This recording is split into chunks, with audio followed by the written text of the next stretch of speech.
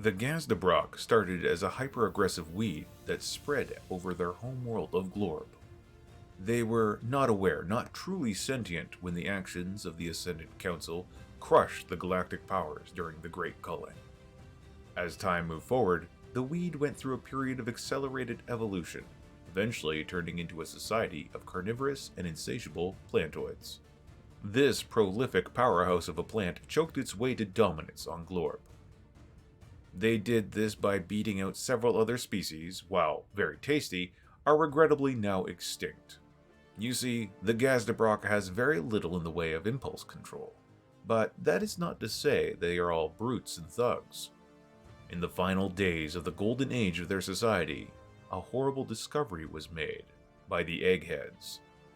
These science nerds had learned that the stars were going out, that the celestial bodies in their home system were dimming. It was only then, when they finally entered the technological age of the machine era, they saw why with their own beady plantoid eyes. Strange alien crafts were systematically destroying the system that the Gazdabrock called home. They were taking matter from these pillaged celestial bodies and turning it into building materials. And what they were building was horrific and impressive to behold. A massive ring around their beautiful, life-giving star. It was clear that space travel was more than just a fantasy, but money was needed to meet this aggressor head-on. This space project would need funding unlike anything before in their entire history, but sadly for the aggressive and argumentative plants, this was a difficult task. That is until the Gazdabrock Food Services stepped in. Gazdabrock Food Services is a classic story of an entrepreneur seeing a need and taking advantage of it. And the need for these fearsome foodies had been dire for some time.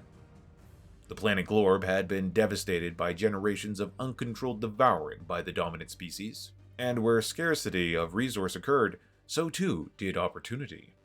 The Hawthorne family established their company to acquire, exploit, and control the flow of the most important resource in the galaxy: food.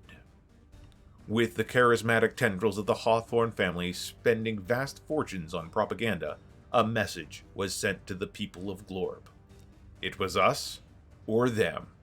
It wasn't so much of a space race. The Glorb governments all agreed to work as one against whatever foul invaders were looking to intrude on their home. And with the right application of favors, food, and friendship, Gazdabrock Food Services secured the singular rights to oversee this project of global importance.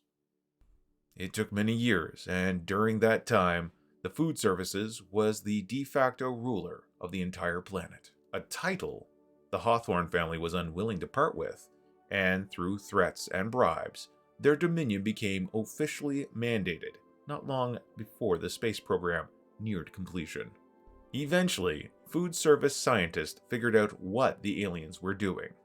They were constructing a ring world, a theoretical structure that was capable of housing several planets' worth of Gazdabrock, but even more important, capable of producing vast quantities of food. You see, Glorb was dying, a fact that the food services had been withholding from most. It was only through the careful resource management given by the Hawthorne family, and of course the sometimes vile but creative excuses for cannibalism, that the Gazdabrock Food Services guided their people to space. This desperate mission was their species' only shot for survival. And as they say, the rest is history. As Glorb withered, the Ark warships were loaded, the Hawthorns, seen as saviors and patriots, an entire planet dedicated to their corporate mandate, took to space and declared war on a small group of construction drones. Records of what happens next are sketchy at best, and many are redacted. But by all accounts, the now rebranded Galactic Food Services attacked the ring world by throwing their planet at it. Hey, it just works. Leave the whys in house to the science nerds.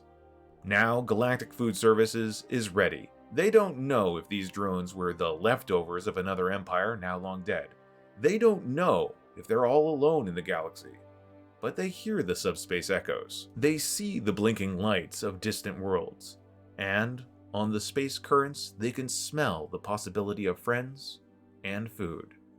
Galactic Food Services. New branches coming to your system soon.